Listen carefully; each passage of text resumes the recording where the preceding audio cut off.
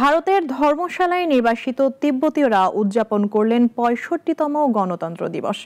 দালাই লামার প্রবর্তিত গণতান্ত্রিক ব্যবস্থার স্মরণে আয়োজিত এই দিনে তিব্বতী সরকার প্রবাসের নেতারা চীনের হস্তক্ষেপের নিন্দা জানিয়ে ভবিষ্যৎ স্বাধীন ও গণতান্ত্রিক তিব্বতের স্বপ্ন তুলে ধরেন।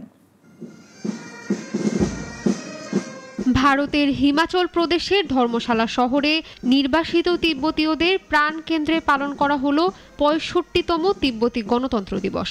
১৯৬০ সালে আধ্যাত্মিক নেতা দালাই লামার উদ্যোগে প্রতিষ্ঠিত হয় নির্বাসিত সরকার, যা আজও ভারতের মাটিতে কার্যক্রম চালাচ্ছে। দিনটি উপলক্ষে আয়োজিত অনুষ্ঠানে তিব্বতী সরকার প্রবাসের প্রেসিডেন্ট পেনপা সেরিং এবং ভারতীয় পার্লামেন্ট সদস্য আলফ্রেড কান্নগাম আর্থার জাতীয় পতাকা উত্তোলন করেন। ঐতিহ্যবাহী পোশাকে শিশুদের নাচ ও সঙ্গীতে মুখরিত হয় অনুষ্ঠান প্রাঙ্গণ। নির্বাসিত তিব্বত সরকারের রাষ্ট্রপতি পেনপা সেরিং বলেন, ছোটবেলা থেকেই দালাই লামা গণতান্ত্রিক মূল্যবোধের প্রতি অনুরাগী ছিলেন, তবে চীনের শাসন ব্যবস্থার কারণে তিব্বতে তার সংস্কার বাস্তবায়ন হয়নি। দালাই লামার পুনর্জন্ম নির্ধারণের প্রক্রিয়া তিব্বতী বৌদ্ধ ধর্মের নিজস্ব ও পবিত্র প্রথার অংশ। এ বিষয়ে চীনের হস্তক্ষেপ কোনোভাবেই মেনে নেওয়া হবে না। অনুষ্ঠানে নির্বাসিত সংসদ সদস্য ইউডন আওকাতসাং বলেন, চীনের যে কোনো চাপ, কৌশল বা প্রভাব সত্ত্বেও তিব্বতী পরিচয় মুছে ফেলা যাবে না।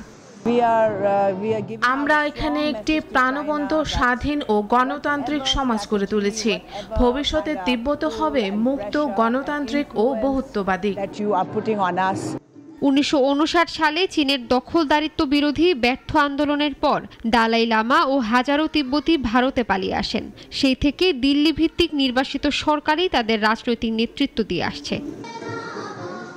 দালাই লামার সঙ্গে চীনের দীর্ঘ বিরোধ আজও চলমান। চীন তাকে বিচ্ছিন্নতাবাদী হিসেবে অভিযুক্ত করলেও নির্বাসিত তিব্বতীয়দের কাছে তিনি গণতন্ত্র ও স্বাধীনতার প্রতীক।